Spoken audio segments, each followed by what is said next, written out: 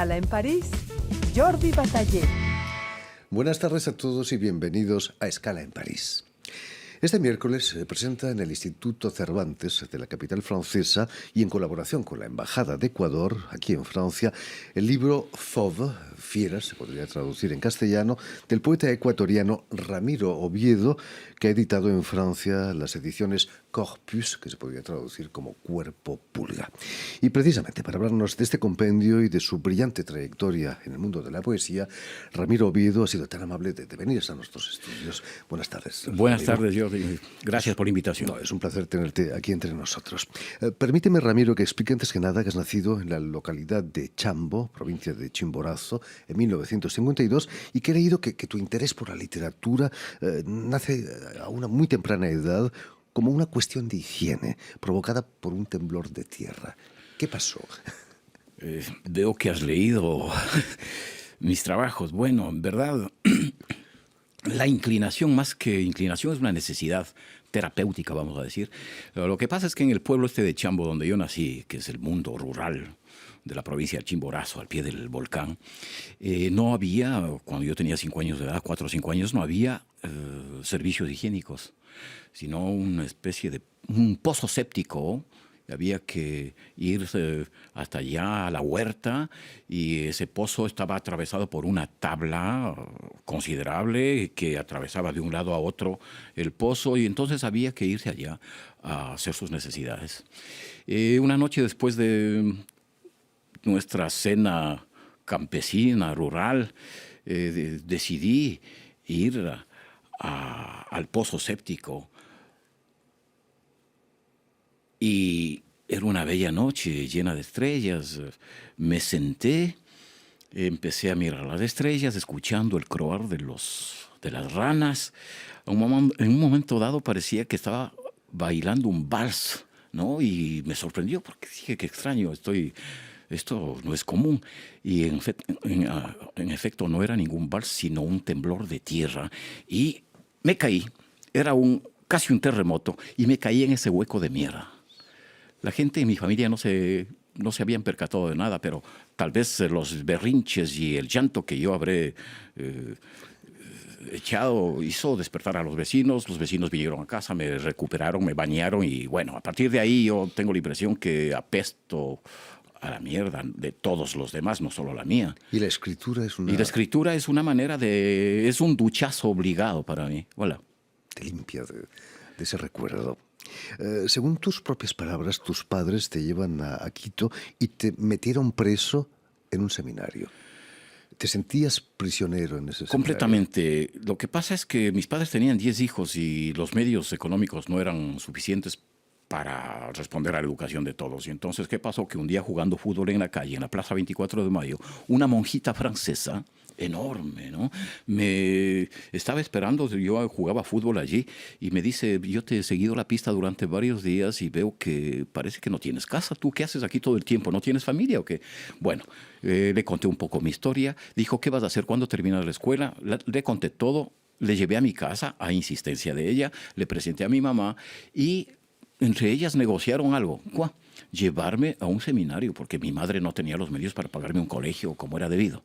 Entonces estuve becado en un seminario, lo que yo llamo estar preso, ¿no? Durante 6 años en esta localidad. Gracias a eso, Ramiro, vas a estudiar latín, griego y ponerte a leer convulsivamente, ¿no? Completamente, es decir, que es el lado positivo del seminario. Una especie de encierro, una especie de exilio contigo mismo en donde empiezas a descubrir, porque lo bueno que tenían los curas es la biblioteca.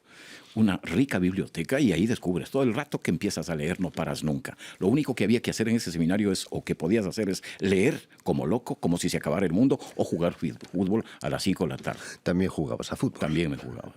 Vas a escribir también compulsivamente, porque he leído que uno de tus profesores te obligaba a escribir 3 poemas por semana. Tenía un profesor de literatura colombiano, a quien le debo agradecer, no sé si agradecer o reprimir por esta vocación literaria, Pedro Patiño, que en efecto primero nos hizo gustar la poesía. nos declamaba poemas, nos hacía leer libros de poesía y novelas también. Y luego nos hizo crear un periódico. Y para ese periódico había que escribir 2, 3 poemas cada semana. Y él escogía los que más les gustaba. Yo tenía 15 años, entonces por ahí empezó la cosa. Vas a venir a Francia en 1987. Fue a causa de una pedrada en un ojo tuerto, como reza uno de tus libros. Escribí Pedrada en Ojo Tuerto, un poema que cuenta las razones de mi exilio a Europa. ¿Por qué vine a Francia? Yo, la verdad, no tenía previsto en absoluto. Lo que ocurre es que en esos tiempos la política de Estado de mi país era terrible e insoportable. Yo sentía que me ahogaba, me estaba muriendo en ese país, pero realmente era un Estado asesino. Muchos compañeros míos desaparecieron, otros amigos, poetas, murieron, a otros no se les encontró nunca. Y yo, bueno, tenía mucho miedo. Dije, no, esto es insoportable, y tal vez por cobardía vendí mi Volkswagen viejo que tenía y compré mi pasaje y me vine. Después de una experiencia en el sur de Francia, descubres Boulogne-sur-Mer, en el norte del país, cerca del mar, en el estrecho de la Mancha, en la costa que la llaman de ópalo, ¿no? Sí, la costa ¿Tiene, de ópalo, ¿tiene sí. algo que ver con el ópalo, esa costa? Bastante, pero sobre todo también con la ilusión óptica. A momentos la luz de Boulogne es lo más fantástico que existe, porque encuentras todos los colores, y el azul, pero en todas las gamas, ¿no? Y en un momento dado es ópalo, claro. Lástima que haga mucho frío y que también haya un viento terrible, ¿no? No es el clima mediterráneo, precisamente. No, estamos lejos de eso. Vas a vivir muchos años allí en Más de 20, más de Boulogne-sur-Mer, 20. donde en la universidad vas a crear el departamento de español, que no existía, ¿no? ¿Cómo es No posible? existía. Eso creamos con una amiga, una colega, profesora de español también, María Fernández, a quien saludo. Pues yo tampoco contaba con los instrumentos administrativos, ni tengo la capacidad para hacerlo. Entonces, con la ayuda de ella pudimos crear esa sección de español, que la llamamos la sección de estudios hispánicos e hispanoamericanos, que funcionó muy bien y que sigue funcionando todavía, y que, bueno, tuvimos años maravillosos con una gran cantidad de estudiantes, ¿no? Y hemos tenido profesores de primera línea.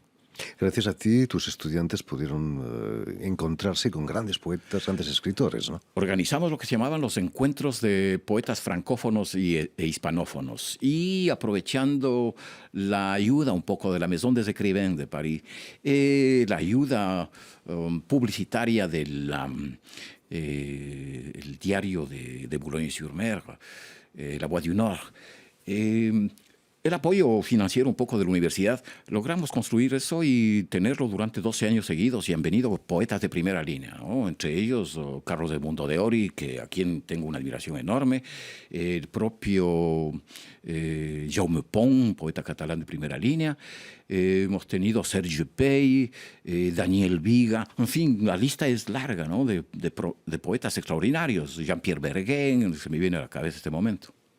Volviendo a Fauve Fieras, este compendio que acabas de publicar aquí en Francia y en francés, en él rindes homenaje a una generación de poetas, si no malditos, al margen, ¿no?, de la cultura oficial. En efecto, lo que se trata es de Fauve, podríamos definirle como una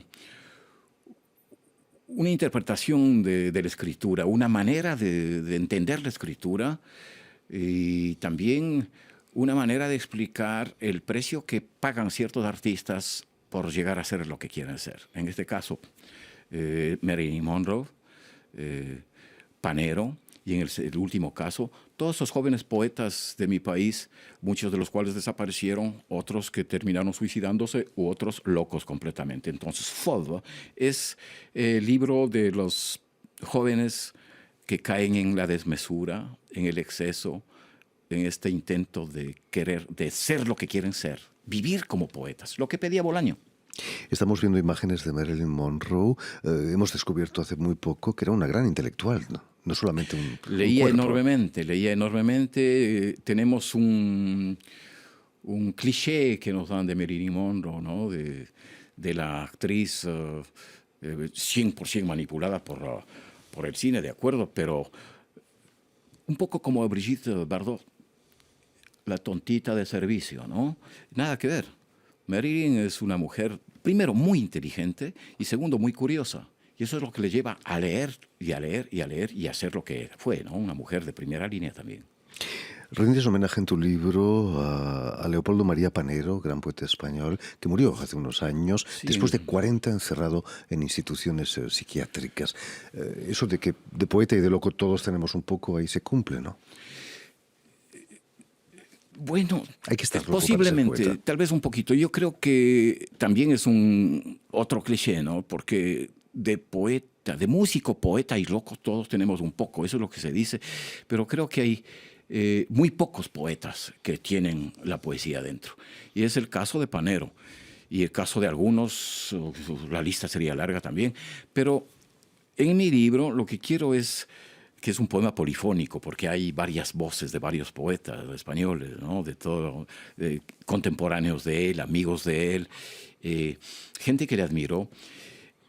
Lo que quiero mostrar es la verdadera diferencia entre Panero, que para mí es un poeta radical y auténtico, con respecto a los impostores. Hay una poesía falsa, hay muchos falsos poetas que circulan, y son, pero centenas y centenas y centenas, que no pagan nada. O sea, son poetas que suben en ascensor y quieren llegar al Olimpo fácilmente, ¿no? Y tienen becas y ayudas del Estado, y etcétera.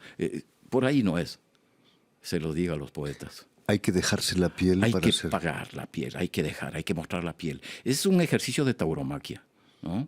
Es una performance con la muerte. Te la juegas todos los días. Yo pienso que sí. Ignacio Prat también es uno de los poetas al que rindes homenaje. Curiosamente, fue profesor mío en un instituto de secundaria en Barcelona. La educación, la pedagogía, es la tabla de salvación de los poetas, quizás. Resulta que sí, a veces. Muchos poetas hemos sido profesores, ¿no? Ahora estoy jubilado. Es una ocasión única de tener contacto con los jóvenes. Te salva. La tabla de salvación son los jóvenes. Y siempre encuentras un grupito, 4, 5, 6 por ahí que tienen vocación de poetas. A veces muchos más, ¿ah? Y a veces te encuentras con una clase entera donde todos son poetas. Y hay que impulsarles nada más, y hay que empujarles. Y te encuentras después con que han publicado libros. Tengo muchos exalumnos que son poetas, ¿no? Y buenos. Muy brevemente, ¿qué consejo le darías a un joven poeta, como hizo Rilke, quizás? Breve. Vivir como poeta. Leer y leer y leer y vivir como poeta. Y el viaje, ¿no? Como decía Rimbaud, viajar, dejarlo todo y empezar el camino nuevamente. Bien, ya lo saben, el compendio Fauve, Fieras, de Ramiro, ha sido editado aquí en Francia por las ediciones Corpus. Muchísimas gracias, Ramiro Oviedo, por haber estado aquí con nosotros, y a ustedes darles cita para una nueva edición de Escala en París.